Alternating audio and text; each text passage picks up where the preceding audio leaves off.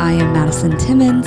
I'm Chris Susie. And we're paranormal specialists who live in the most haunted city on earth, Savannah, Georgia. Every day is Halloween in our line of work, so join us as we spin true tales of haunts, murders, and disturbing Savannah history.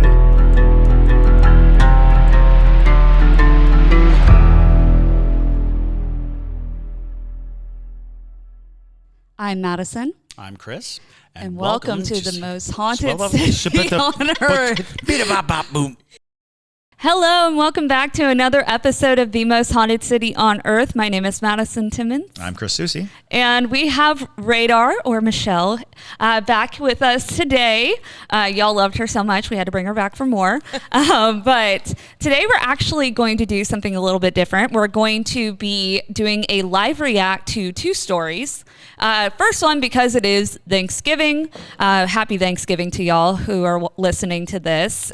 We wanted to do a story that we found on online about a Thanksgiving that turned into solving a 180-year-old murder.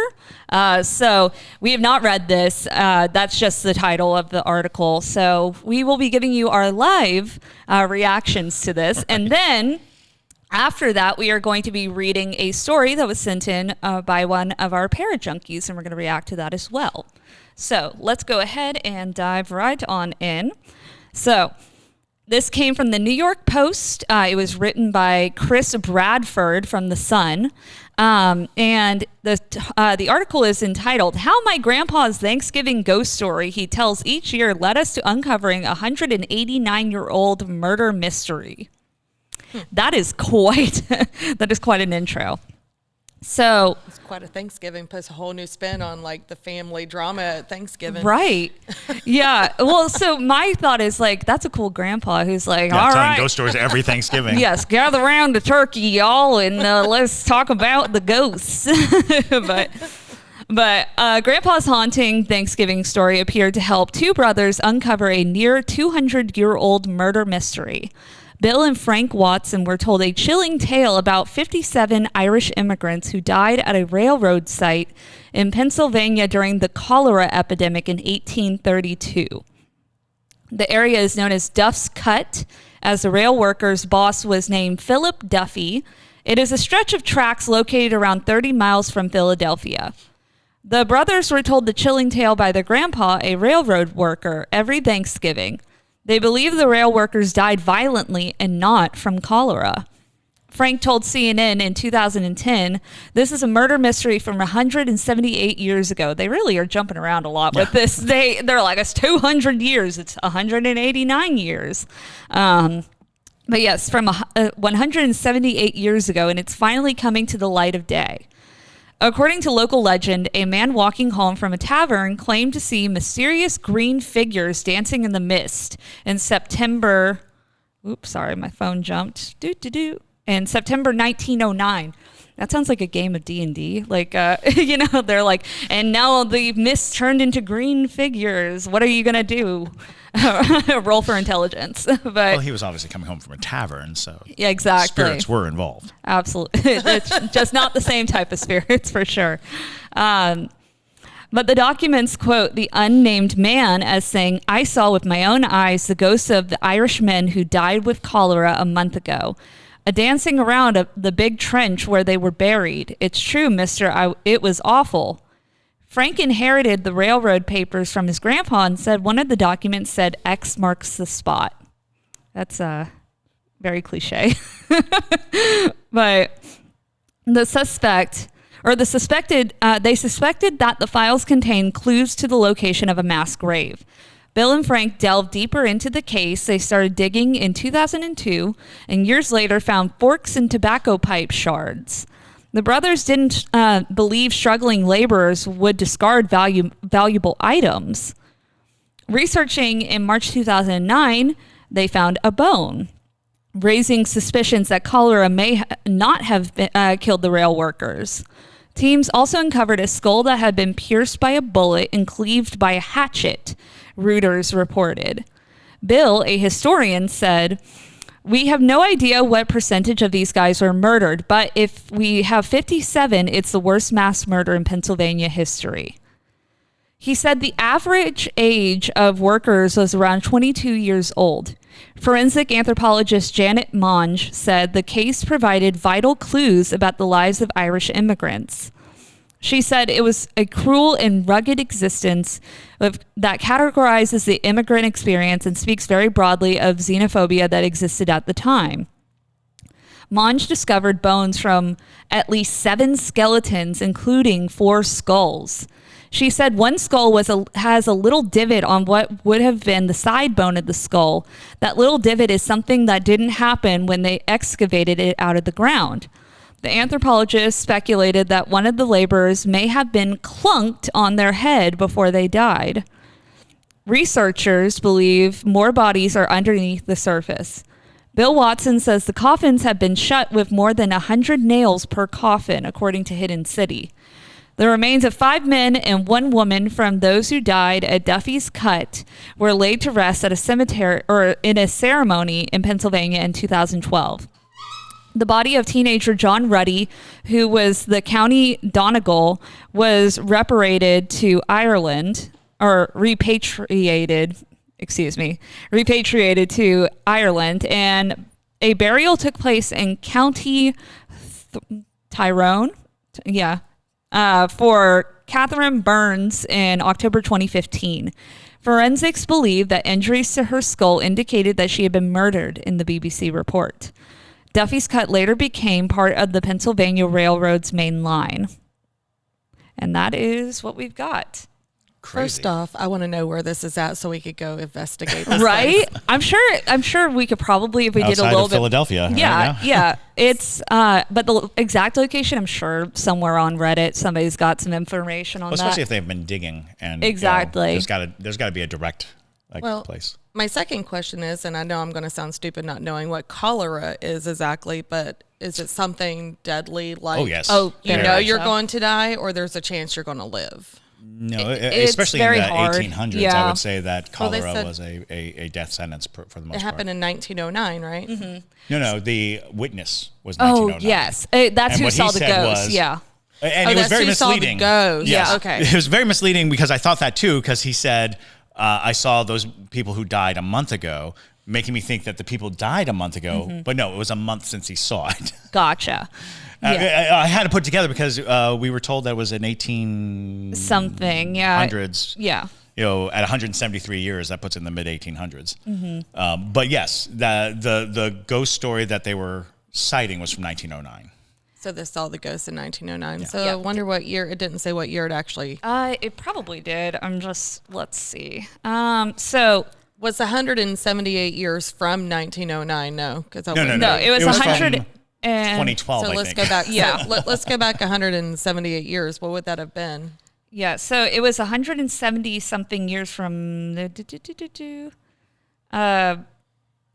in 2010 that it was 178 years prior.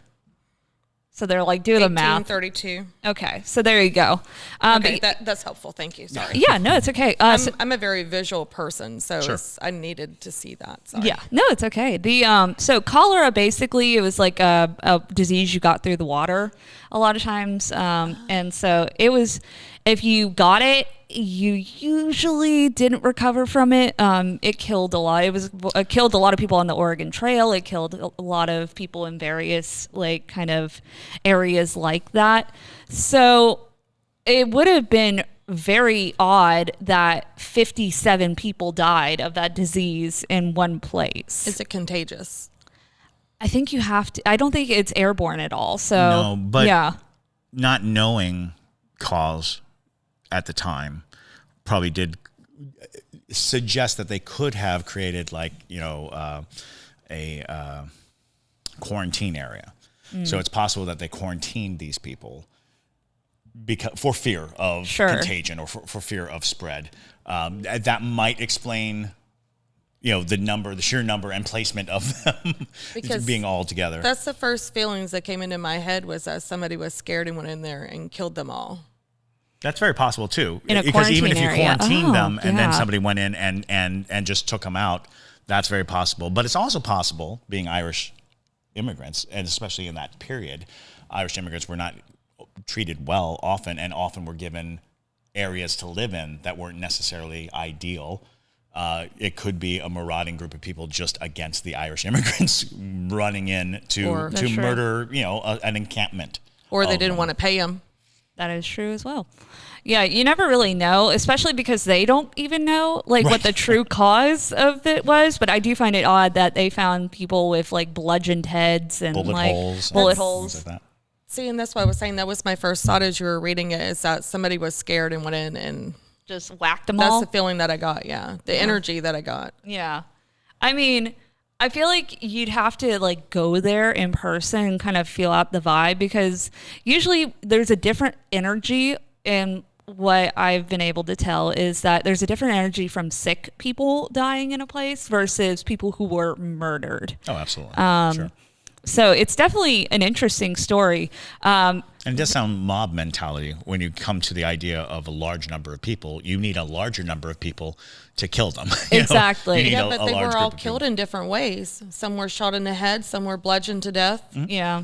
Yeah, again, leading to the idea of a group of people just coming in and swinging, weapons and bludgeoning and shooting. Exactly. I mean, it could have been that what they were kind of saying is like it's a sign of xenophobia in the time period. It could have been a group that were like, oh, we don't want these Irish people in here, so yeah, whack, whack, whack, whack, bang, bang, like things like that. So, I mean, it is pretty up in the air, but it definitely feels like it was a purposeful mass grave. Like they're like, we're just going to throw them all into this ditch. Absolutely. But what I thought was weird was the ghost story or the ghost encounter portion of it, where they were dancing. They were dancing, yeah, and I was like, they're dancing at their grave site. Like, that's a new one. Which could have been a more indication that it was the xenophobic attack, where they were living a life, having a life, celebrating life, and then somebody comes rolling in and just massacres them. Yeah, I mean, that's what it feels like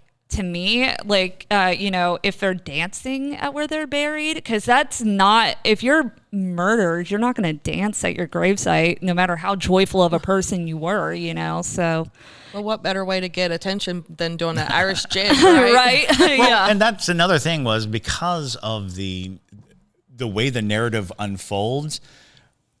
I was always thinking that it was railway, that it wasn't, but obviously this was just a plot of land in which the railway would ultimately go through, Duff's Cut, whatever it was, which suggests that you could be dealing with a settlement, a group of people who are, granted land, and think of the celebratory life that you would have coming from an impoverished area or coming from a hardship area, and now you've got a new home, you've got a new place, you've got a new life, and then there are these very aggressive xenophobic people who may have come without warning, who may have just come in the dead of night and just done this. And again, this is a lot of trying to put the puzzle pieces together, because a good ghost story is oftentimes a puzzle. It's oftentimes what is that mystery? What is the missing element? Because a lot of times people have encounters, like they see something and they experience something, and you're like, what about the experience that they had would echo, on, and the idea of seeing green figures dancing, like the Haunted Mansion. Right. And having that concept of what would be celebratory for that time, what would be, and why green? That's another right. I thought question. that too. I want to know if somebody else has experienced the same thing or has had other experiences near where the mass grave was since 1909. Oh, sure. Well, it's obviously an enduring enough story for this grandfather to tell it, right? Every Thanksgiving, gather around, children, I'm going to tell you this tale. Mm-hmm. That's interesting. Maybe the green represents the disease. Could be very possible. Could also represent Ireland. That is also very possible. Wearing their colors. Yeah. or the greed, if they were killed for money. It's just odd because usually you don't see spirits as green or colors in general. Pretty much every spirit I've seen, they're pretty true to either being a shadowy figure or they're wearing the clothes that they identified with. And, it's usually their favorite outfit, or like it's the outfit they were buried in, or it's, something they wore every week, like their favorite shirt or whatever. That's tends to be. I'm not kidding. Or maybe he was a little too drunk and saw them, but they were green because he was a little drunk and about to throw up. Honestly, that is very possible as well. Although you do hear about strangely colored mists and strangely colored orbs, and a lot of times when people have paranormal experiences, they can tend to slip into color, and I oftentimes wonder if it's not the color that they're seeing, but an impression that they're getting that they relate to a color. Because a lot of people are influenced by color and sensation. And so if they see something strange and they think sickly green or the pale green light, it's like, was it green, or was that the feeling you had upon seeing it? Were you dealing like with an aura? Are you seeing the aura of a situation, or are you now being influenced by your own synesthesia, your own misinterpretation of sensation and translating it to some visual component? Well, that was my first thought when you said cholera and they were sick, and then you said they saw the color green. I thought the cholera. Sure. That's why they were seeing that. And there's a reason why they suggest that it was a cholera, grave, because apparently that was known to the community at large, that there was a mass grave, a cholera grave.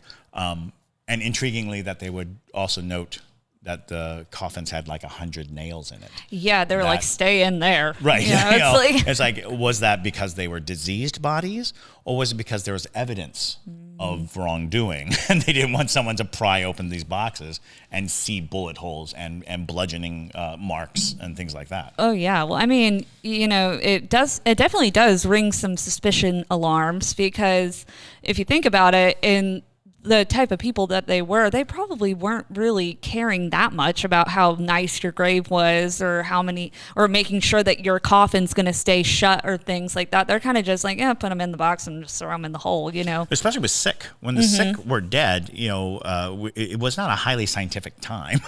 If a body was diseased and it died, the chances of a person handling a diseased body without just shoving it in a hole and pouring lime on it, it doesn't seem as likely that they would go through that much trouble over diseased dead. They would just try to get them, out of circulation, as it were. I mean, that's the whole reason why we had the body men in Savannah, was like, okay, you can go and handle that one. We're not going to deal with that. So yeah, but if it was more friends and family that were Irish that buried them, maybe the 100 signifies something. Well, that is because I don't think the people that killed him would have been like, oh, let's bury them and seal them in these 100 nail coffins. That's a very good point. It would have been their family. That's a very good point. Unless their family also died, because that's the other question. Because it was 57 people, women and children included. Would it have been like a family gathering that at the event? That could have been a feud. Ooh. A familial feud. We're really just theorizing here. Spitballing, and good storytelling involves, oohs and ahs. So. Yeah, we're really just guessing what could be happening, because unfortunately, it did leave a lot of plot holes. And was it this? Did we ever find out if it was this, and this? Definitively. So. Maybe one day we'll revisit. Maybe next Thanksgiving we'll see if there's any follow-ups. I feel like I'm probably within the next 24 hours I will do a little bit of a deep dive, just because it's fascinating enough. Especially that it's spurred on from a ghost story. Somebody thought enough to tell this story over and over again about a drunken man encountering something on the way home, and then the people who heard the story was like, well, hold up. Yeah, it's the ghost heroine phenomenon. You hear something, you're moved by it, you immediately want more. You immediately want to catch whatever it was that struck your interest in the first place. And the fact that they believed it, a drunk man to begin with, is very telling. But I just looked it up, and 100 nails in a coffin doesn't mean anything. So there's that. Okay. Well, and there's a lot of magic that involves coffin nails, though. But my belief is that they were hiding evidence or trying to seal away illness. But hiding evidence sounds pretty plausible. It sounds on par. Yeah. Which again, because mass graves are oftentimes the mandate of a city, that gives you maybe these were official people who caused this crime, who did the crime. Maybe this was a land grab. Maybe it was, because when you sanction a mass grave, it is not a group of people who are like, let's do this. It's like, get this done, get these bodies out of here, in my experience, most mass graves do not involve coffins. Yeah, they usually bind the bodies. Right, they bind the bodies, wrap the bodies. Mm-hmm. Yeah. Make them as small as possible so you can make more room. Right. But it is interesting that they gave them their own coffins, maybe to save face and be like, oh, like, we didn't kill those people. It also seemed like they weren't all. Mm-hmm. They weren't all buried in coffins. And again, just on first blush, it did seem like there were loose bones, loose things that they found, and then the coffins themselves were another story as they excavated. Well, I'm gonna research more when I get home. Yeah, absolutely. Yeah, it's an interesting story. Yeah, and that's not to say though they could have stacked the coffins and the ones on the bottom went like crushed. That's true. And, it's not like wood is super permanent. Yeah, super sturdy. You put it in wet and muddy ground, it could easily Or they rot. started and said, "This is taking too long." That's true. It's like tank 100.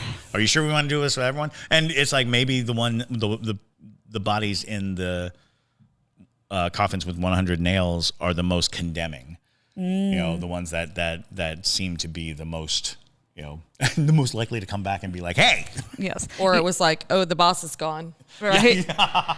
You should have worn your Sherlock Holmes hat for this episode. Yeah. Like, I wonder why. I wonder what's happening here. No, I love a good mystery, and I love how stories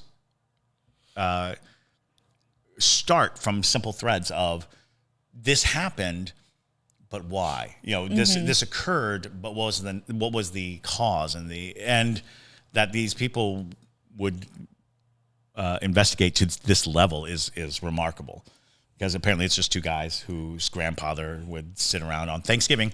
Again, this is a Thanksgiving show. Happy Thanksgiving. Yeah. But on Thanksgiving, they'd sit around and hear ghost stories, this ghost story, and be like, that ghost story is a ringer. I'm gonna go out and find out what happened. I'm gonna really shake their jelly with this one. Yeah, but now it has me going, okay, we need to plan a trip. Right? Yeah. And if you're listening and you have kids, maybe sit them down around the turkey, or if you're vegan, your tofurkey or whatever. But maybe just sit them down and tell them this story and be like, did you know there's a mass grave? Regale them with the ghost stories. Honestly, I would do that. I would totally do that. It used to be a very big part of celebration. People think that Halloween was the hallmark of spooky story time, but Christmas was very well known to tell ghost stories. Any holiday was a good excuse to sit around and tell ghost stories. Ghost stories were prevalent throughout history. It's true. We just talked about that in our Parajunkie exclusive episode. We did like a little mini Christmas episode about the gorilla, which is a Icelandic monster. Christmas monster. With so if you want to hear more about a horrific dragon creature that eats kids, woman, highly accepted neighbor though. That's another thing, is it was a monster that just lived in the neighborhood, and people were like, yeah, that's the gorilla. Yeah, she eats kids sometimes. She's got some balloons with kids in them. Balloons with kids in them? What is this, it? I know, right? You're so peculiar. Pennywise is living over there. Exactly. And so if you want to hear that story, you need to become a Parajunkie because we had a grand old time talking about the drama, the saga that was the gorilla. It was a full-on soap opera. Yeah. Full of betrayals and failed marriages and murder and mayhem. Yes. But the point being is that a lot of it came down to the story was told to kids to keep them inside during the winter. To the point where, the government had to step in and be like, no. Stop telling that story. We need the kids to go out. Yeah, because kids weren't going outside. The government would not leave their houses. The government. See that. Oh, yeah. The government put a rule out saying that you can't use this as an intimidation tactic anymore. So clearly, It's a very common thing, especially when you're stuck indoors. I'm sure those of you who are in our colder states will know and agree to that when you're stuck inside during the winter, you got to entertain yourself somehow. So, might as well. Ghost stories were the Netflix of the ages. Absolutely. And it varies depending on your area. So maybe comment down below if you're watching on YouTube, or message us and tell us your ghost story that your family told you during the winter time, or things like that. I'd love to hear it. I'd love to hear the ghost stories that families tell. Like, what scarring story did your parents tell you when you were a child? Mine was the story about it's the classic hitchhiker ghost story of the girl who died on prom night in Greensboro, and when she got into the car, she would tell you to take her to this house, and then they get to the house, she's not in there, and so they go up to the door and they knock on the door, and the lady answers, and she's like, "Oh, you picked her up, didn't you?" And that was what my step grandmother always told me. That was her go-to story. So my dad, I don't know how diabolical he was, but one of the stories that he would tell me was that that toys come to life at midnight. So you had to be asleep by midnight. Demented toy story. Because if the toys see you awake after midnight, they'll kill you. Okay. And it was also treat your toys nicely. Don't break your toys. Also fit into that. And so my dad was like, you have to be asleep by midnight. Because if the toys see you up and about, they will, they're not allowed to be seen moving, so they will attack you.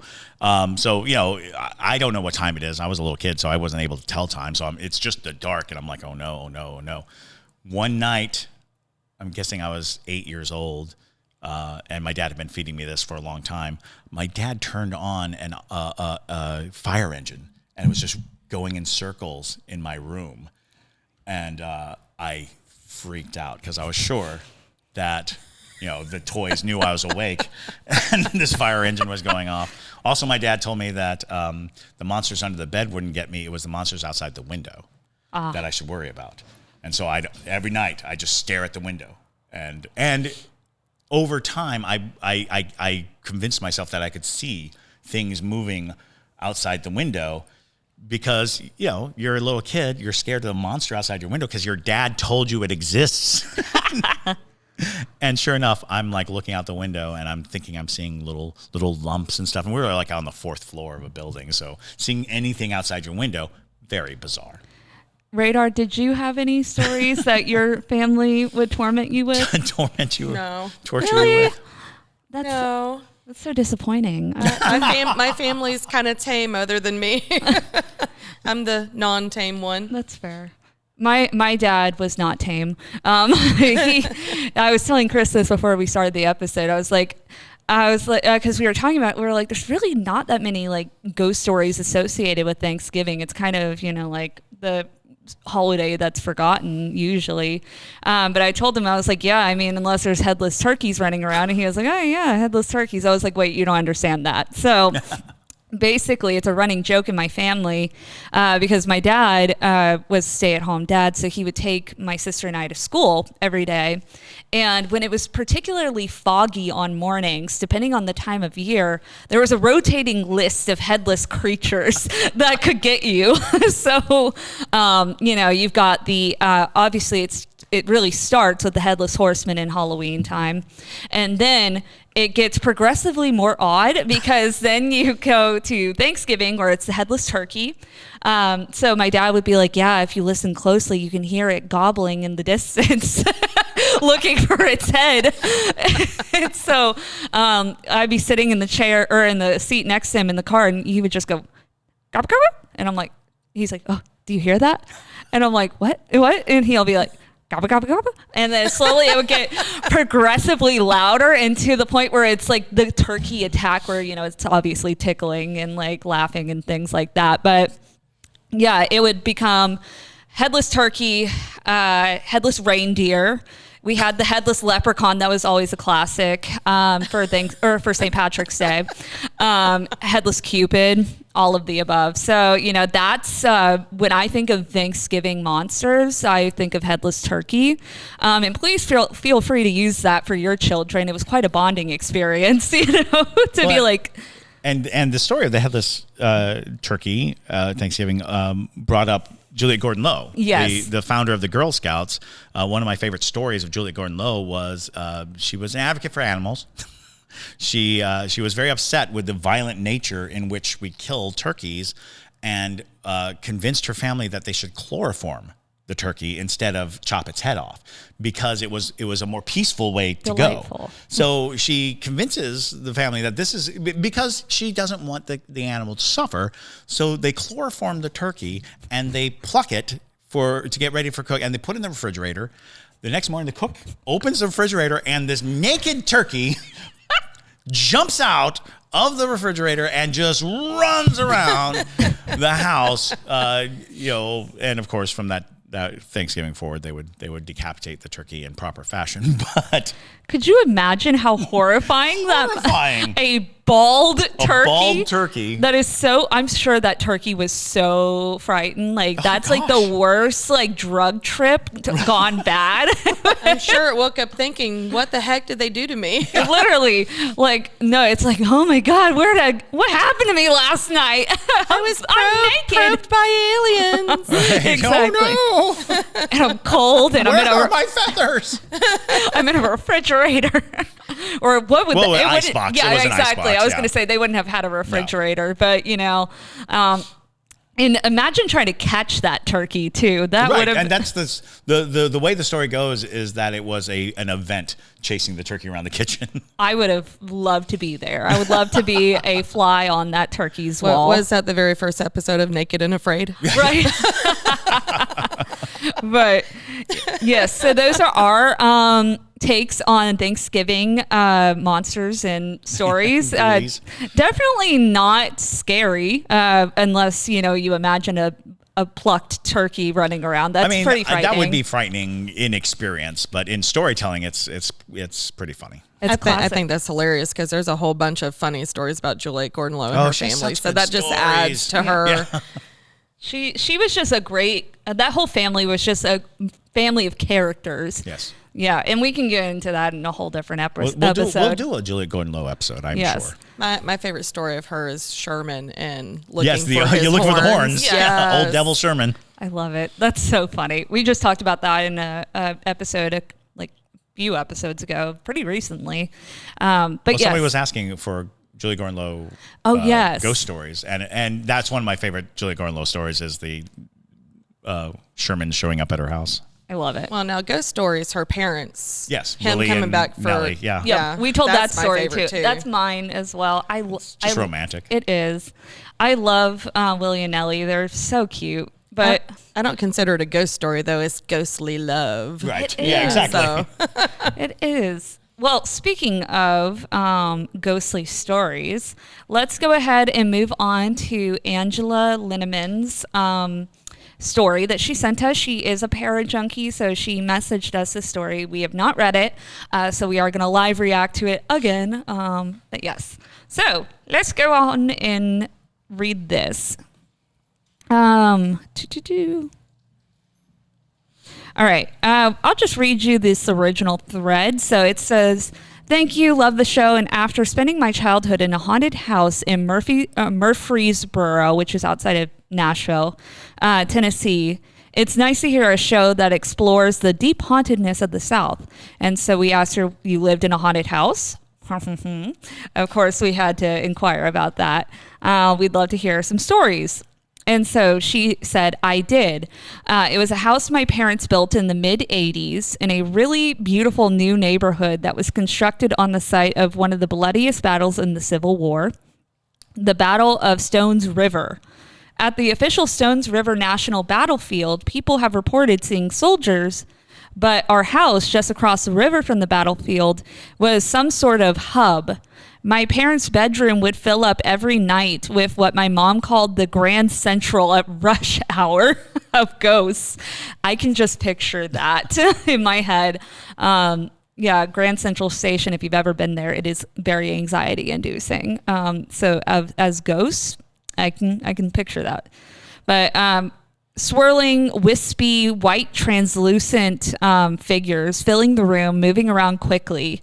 I only saw them once. I was sleeping in my parents' bedroom because I was sick, and we had moved there after the young kids sleep with their parents era.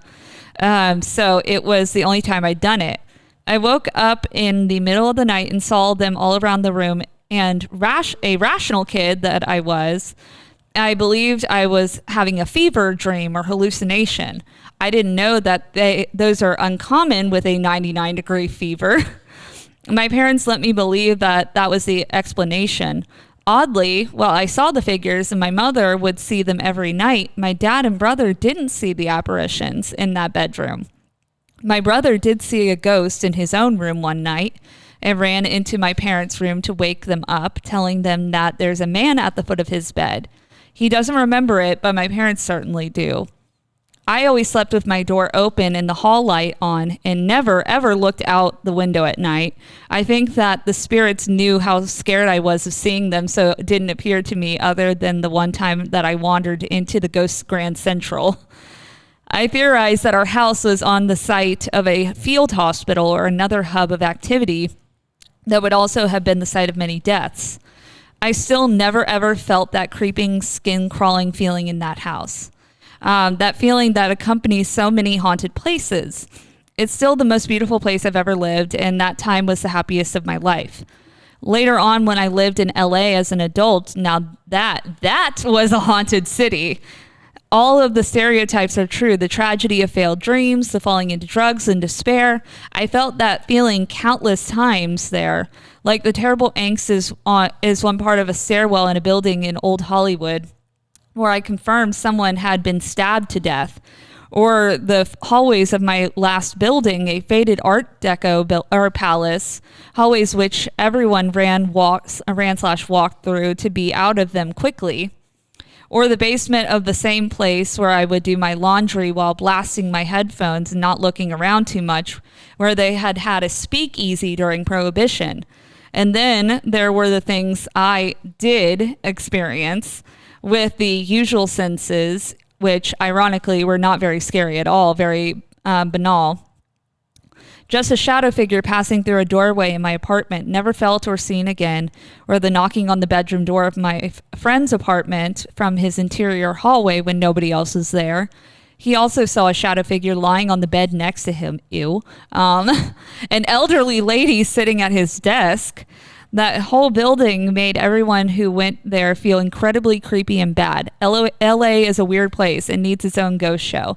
Definitely, LA is, it's of course it's going to have, like a bunch of spirits, because you're right. It is a place of a lot of despair, a lot of people dying through drug use, suicides, murders, fires, all sorts of things. High volume. Yeah. More people, more ghosts. Exactly. It's true. That you've gone through a lot. Yeah. So that's incredible. That's very interesting too, is the construct of your house being across the river from the battlefield, and a notion of it being a hospital makes a lot of sense. But more than that, a staging area, prior to the battle, going into the battle, coming back from the battle. But honestly, there's so much that could be going on, and the wispy nature, that description so fascinating of the wispy nature is one that I've actually heard in different occasions, and it was not necessarily the spirits of an event as much as it was the condition of the environment. Mm-hmm. What you're really seeing is a coalescence of energy. When they're not showing up in those physical forms of people, but the will-o-wisp kind of notion, it is suggesting that the land itself has high properties of paranormal ability, like a energy source. We had talked about before, like lime deposits or quartz deposits under the ground, ley lines, magnetic fields, fault lines, things of that nature. Oftentimes can be conducive, but to have that concentration of ghosts in that finite space on top of that, just that one bedroom really does raise a lot of questions. Like, was it on the second floor? Was it, was it a ground floor bedroom? Was it a second floor bedroom? Where was it in relation to the, geography of the river? Because rivers too are great sources of paranormal activity because there is a motion of energy going through a river. Rivers are very oftentimes, the banks of rivers are haunted, and probably too because people tend to live right on the rivers. So that's whole lives and whole communities and whole existences. So I'm endlessly fascinated by your 1980s beautiful home. Yeah. Makes me want to investigate that more too, because it makes you wonder, was there a house built there during the Civil War, or did they have that makeshift field hospital? Sure. Yeah. Because even if it was just on the land, it could still haunt the property that's there if it's sitting directly on top of where all those people died. So, and also worth noting that if you and your mother are extremely sensitive, the spirits would be drawn to a house where they could be experienced. So, on top of being in a haunted area, the idea that spirits are drawn to those who can witness them and can give credence to their existence. It's possible that your mom is very much a drawing force, because if she was seeing them every single night, they are presenting themselves to her every single night. That gives you some idea of that the haunting may not be necessarily the volume of death and mayhem that happened in the location as much as it is the lightning rod that your perception might be. So what I got from it immediately is because it seems like it's the same thing every single night. That feels like a residual haunting to me.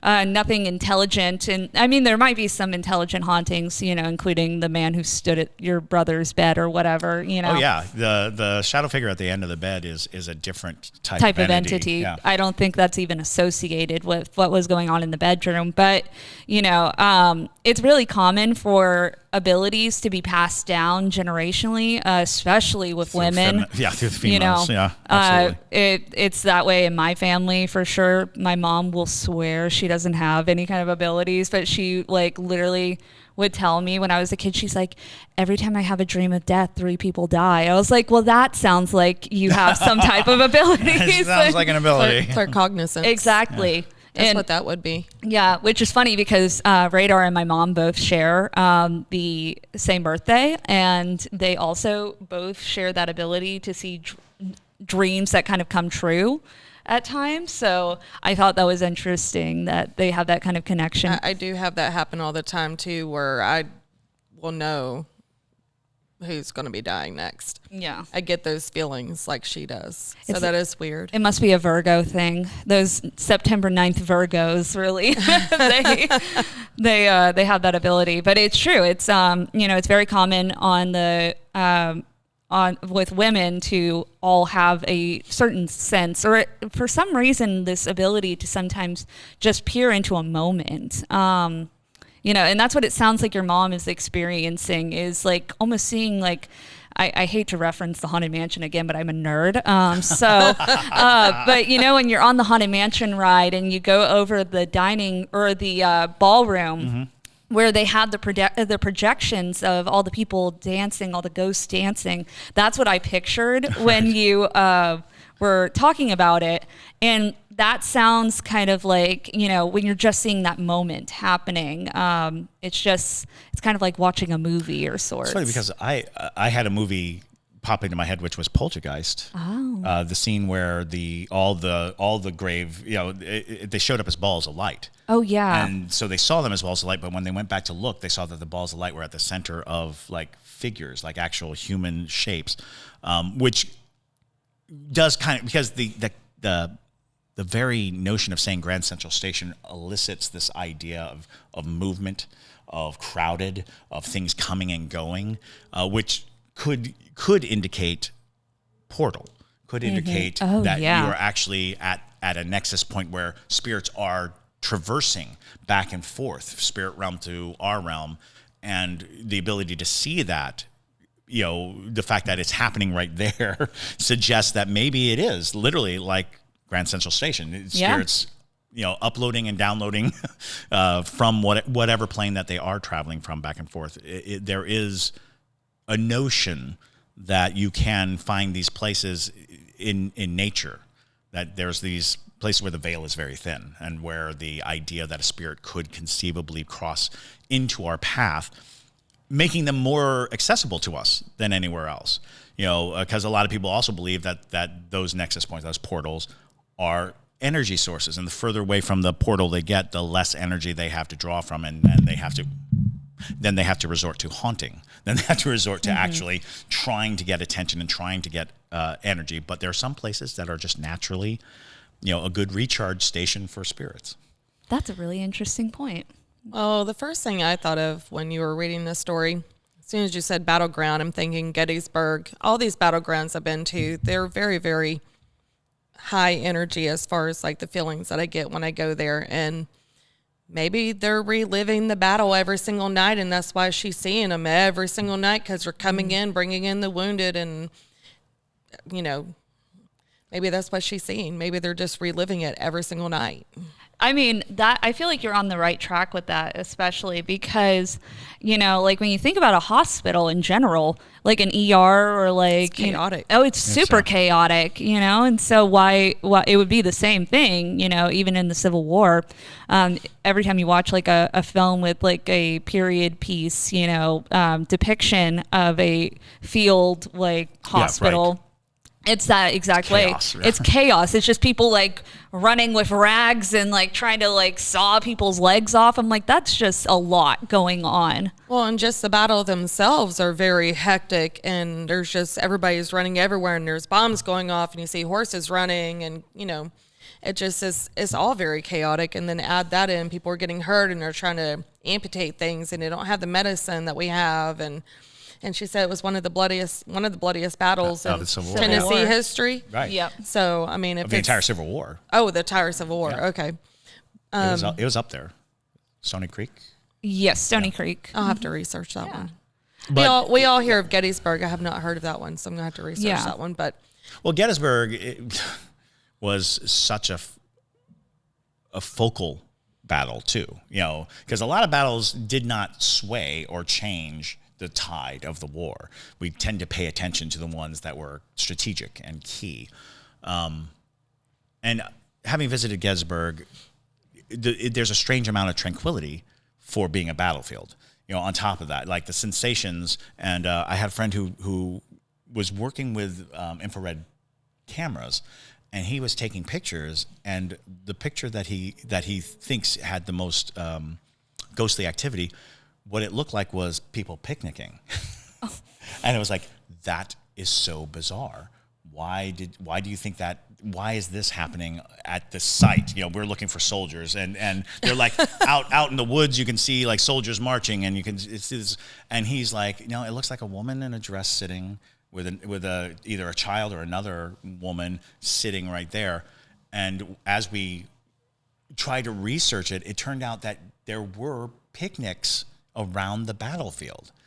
And I was like, I've never heard that. Is that, and it's like, well, you got to understand that people were invested in these battles, but they didn't understand how battles worked. So you could oftentimes, in that period, the Revolutionary War and the Civil War, people would stand at the corners. They stand on what they thought was the fringe of battle. And watch. And I was like, I had never heard that. How many casualties are there of people who were not battling, who were not, That's never been...